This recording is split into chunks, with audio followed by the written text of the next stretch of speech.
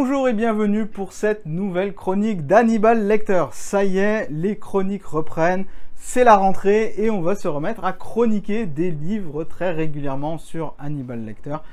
C'est dans le cadre d'un défi et cet été j'ai lu particulièrement 3 livres qui m'ont vraiment très intéressé et je vais un petit peu vous les partager. Ça va pas être cette... Et qui...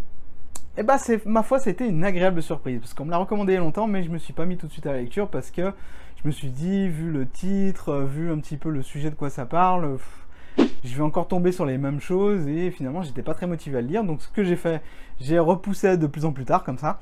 Et comme bien souvent, les livres desquels on n'attend pas grand chose, c'est là où se cachent des très bonnes surprises. Je veux parler du livre d'Isabelle Nazarraga, Je suis comme je suis. Je n'en attendais rien parce que c'est moi.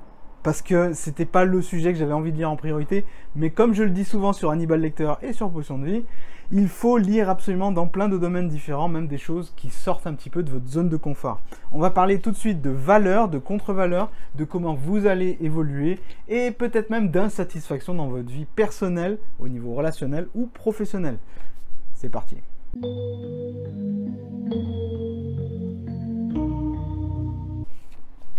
Alors, avant de commencer, je vous rappelle que si vous n'êtes toujours pas abonné à la chaîne, vous pourrez retrouver dans le lien dans la description un lien menant vers le livre, bien sûr, un lien affilié, je gagne un tout petit quelque chose à chaque fois que vous achetez le livre, mais surtout, vous avez l'accès à ma bibliothèque et les prises de notes que j'ai faites sur tous les autres livres que j'ai lus depuis le début de l'année. Donc ça commence à en faire pas mal. La bibliothèque d'Hannibal s'étoffe peu à peu et je suis très heureux de vous la présenter. Vous pourriez avoir accès, c'est gratuit, dans les liens dans la description.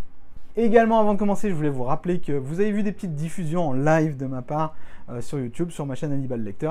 J'ai pour défi d'écrire un livre en moins de 2 mois. Je suis en passe de réaliser ce défi. Je le stream sur YouTube, je le stream sur Twitch et vous pouvez suivre en temps réel et me poser des questions sur le métier d'écrivain. Et enfin, dernière nouvelle, en parlant du métier d'écrivain, sachez que d'ici la fin de l'année, je vais proposer un accompagnement spécial à certains d'entre vous qui ont pour but d'écrire un livre et de générer des revenus grâce à leur métier d'écrivain.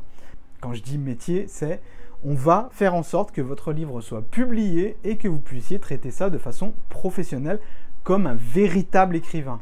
C'est un métier que je pratique maintenant depuis plus de 10 ans, j'en vis confortablement depuis plus de 10 ans et je suis en mesure à présent de vous donner les meilleures méthodologies, les meilleures stratégies pour être un auteur, ce que j'appelle 3.0, c'est-à-dire mieux qu'un auteur auto-édité, mieux qu'un éditeur, mieux qu'un auteur simplement édité, un auteur qui fait tout.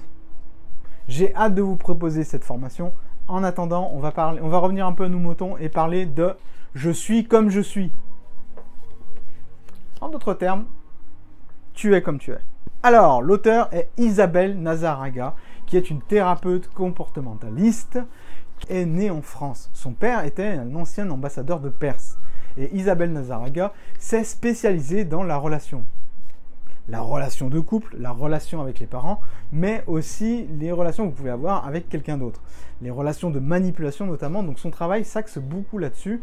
Et c'est un petit peu, c'est pour ça que je disais au début de cette chronique que c'était pas vraiment les choses que je lis d'habitude, c'est un petit peu du développement personnel pur. On parle de relations, on parle de oser être soi, etc. Ok, mais malgré tout, j'ai trouvé énormément de choses que je ne connaissais pas. Et ce livre traite d'un sujet où finalement j'avais vu peu de choses dessus, c'est-à-dire les valeurs. Les valeurs, c'est un mot un petit peu fourre-tout dans lequel on met pas mal de notions, un petit peu, on enfonce les portes ouvertes, etc.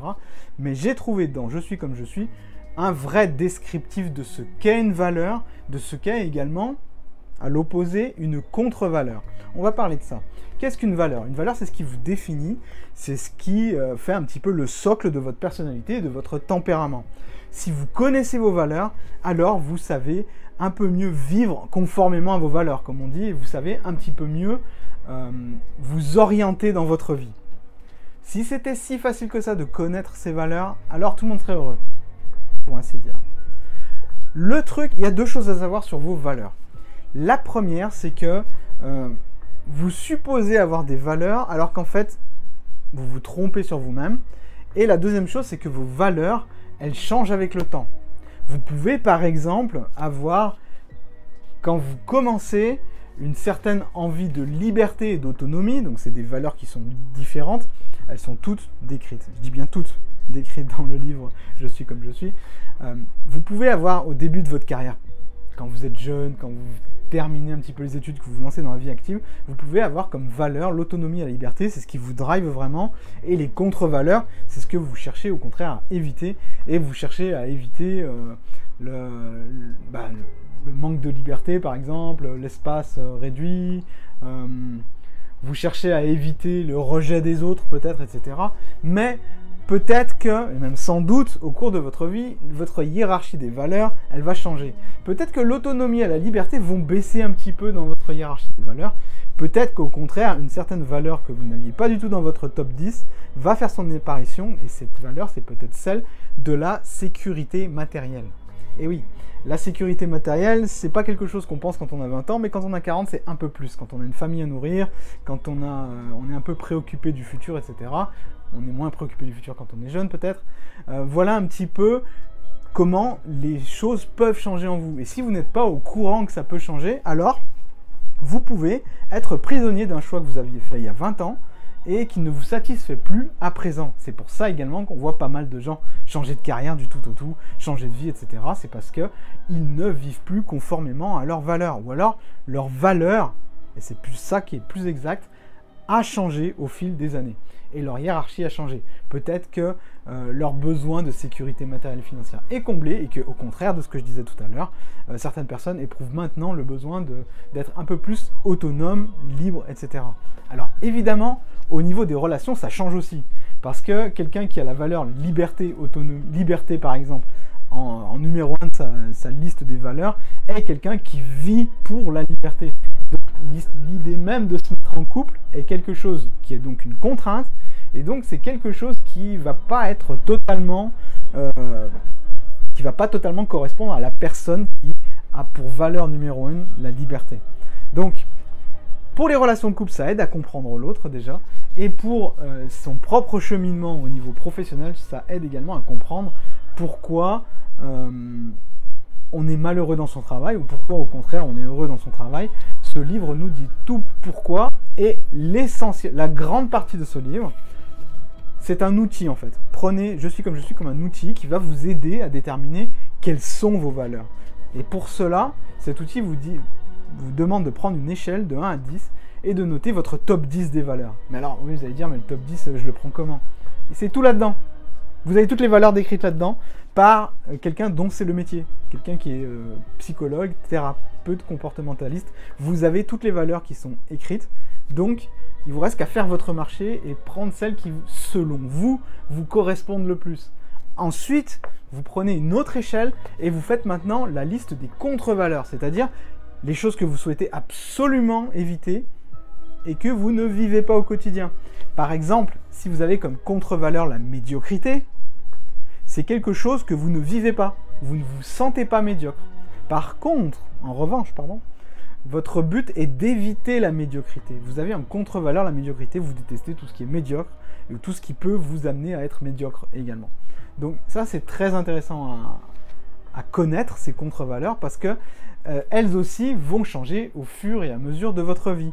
Une fois que vous êtes au point avec vos valeurs et vos contre-valeurs, vous avez une méthode pour un petit peu réapprendre à vous épanouir, que ce soit au niveau professionnel ou personnel.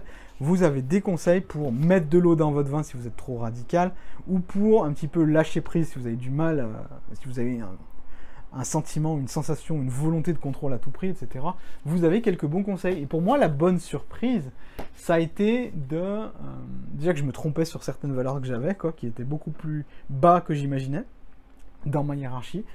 C'était d'apprendre que ça change au cours d'une vie, ce que je n'imaginais pas, mais effectivement, après avoir fait le point sur moi-même, après avoir pris du recul sur mes décisions, sur ma vie, etc., je me suis rendu compte que ma hiérarchie des valeurs avait changé. En gros, c'est normal, on change, c'est du bon sens. Mais là, c'est limite prouvé par A plus B, Donc ça a un intérêt quand même qui est supérieur à mon sens. Et j'ai passé un très bon moment à lire le livre d'Isabelle Nazarraga, Je suis comme je suis. Alors, pour qui s'adresse ce livre? Ce livre s'adresse à tous ceux qui ont un inconfort dans leur vie professionnelle, qui sont dans le flou et qui ne savent pas exactement pourquoi ils se sentent mal vis-à-vis d'une relation, d'un boulot ou dans leur vie personnelle. Ils sentent que ils ne vivent pas ce qu'ils devraient vivre. Donc eux, ok. Ceux qui aiment les livres de développement personnel, les livres un peu légers où on rentre pas trop dans tout ce qui est science, etc., mais on rentre plus dans ce qui est psychologique. Dans ce cas, je vous recommande également ce livre. Attention, ce livre peut se lire très très vite, comme prendre très longtemps. Si vous faites la méthode Hannibal Lecter, vous allez prendre très longtemps pour lire le livre. Pourquoi? Parce que j'ai passé en revue l'intégralité de tout le listing des valeurs, puis tout le listing des contre-valeurs. Donc certaines choses qui ne me correspondaient pas du tout, je les suis dès les premières lignes, j'ai continué à lire. Ce livre peut être vraiment très rapidement lu si vous ne cherchez que ce qui semble vous correspondre et que vous allez un petit peu plus droit au but. Moi, pour les besoins de la chronique, j'ai tout lu, mais vous pouvez très bien plier cette lecture en 2 heures le soir chez vous et déjà vous mettre à l'exercice, parce que finalement c'est un exercice, c'est un outil que j'ai trouvé fort intéressant, en tout cas qui m'a agréablement surpris. C'était Hannibal Lecter, première chronique de la rentrée. Dites-moi ce que vous en avez pensé dans les commentaires. Abonnez-vous si ce n'est pas déjà fait. Et regardez, jetez un œil à ma bibliothèque privée. Et abonnez-vous à Twitch aussi. Et bah, ce sera déjà pas mal pour commencer. Je vous dis à bientôt pour la prochaine chronique. D'ici là, portez-vous bien, lisez, évoluez.